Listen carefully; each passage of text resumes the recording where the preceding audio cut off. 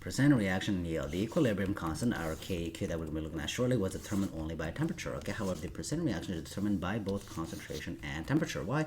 Well, the percent reaction relies on concentration because it tests how much concentration is actually produced compared to how much it can maximally produce. Let's illustrate that as a formula.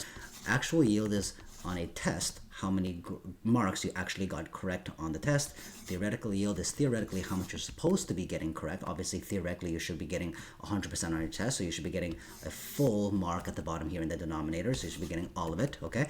You divide these together, you multiply by 100%, that is the grade that you actually got on the test. Well, KEQ, our equilibrium constant, which was the ratio of the products and reactant concentrations, if it was greater than 1, remember, it would be the products to be formed. If the KQ was less than 1, then the reactants would form, and if the KQ was approximately equal to 1, then the concentrations would equal.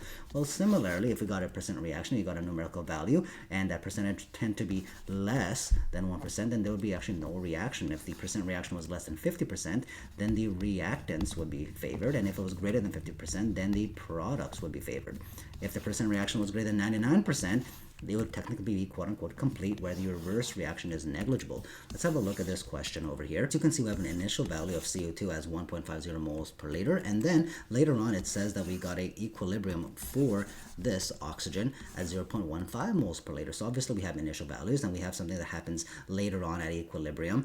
So obviously we got to make an ice table to simplify this, okay? So for our ice table, for our CO2, we start at 1.50. We got to do negative 2x because in the formula, right, we got a negative is being used up as a reactant, and the coefficient is a 2, so we go to 1.5 minus 2x. You got to sum them up for the equilibrium, hence we got that down there. For our CO and our O2, obviously our products start at 0 concentration because they're not created or produced yet until the reactants start reacting. Then you get plus 2x and you get plus x because that's what their coefficients are, and then you end up getting these values. So theoretically, we should be getting 1.5 of the CO2, the moles per liter.